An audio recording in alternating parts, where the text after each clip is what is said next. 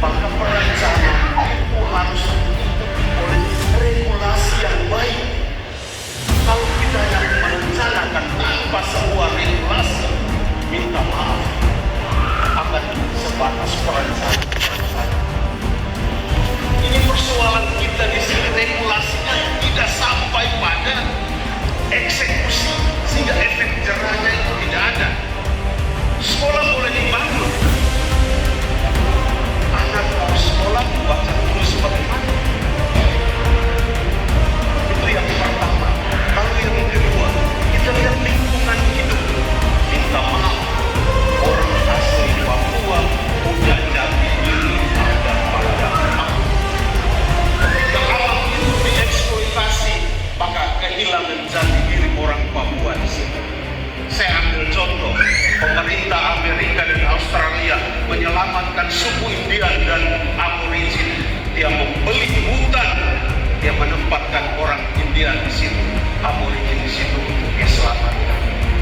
Tapi hari ini di Papua Selatan dengan perubahan sosial yang begitu luar biasa, pertanyaan kita kemana nanti orang asli Papua ketika perencanaan di bidang lingkungan hidup tidak memperhatikan mereka.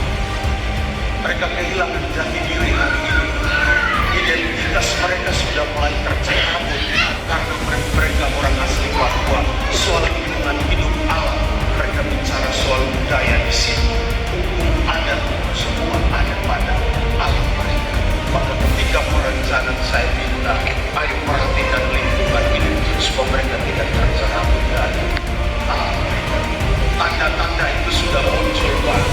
Ketika Menteri Pertanian datang, hujan besar itu sudah memberi tanda bahwa leluhur tanah ini memberi peringatan. Coba mari kita lihat, kita refleksi lebih mendalam lagi.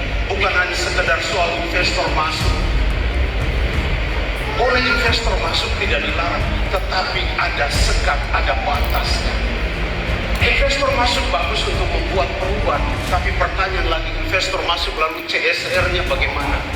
Itu kita harus bisa melihat dalam perencanaan sampai ke sedetail hukum, sehingga martabat orang asli Papua itu bisa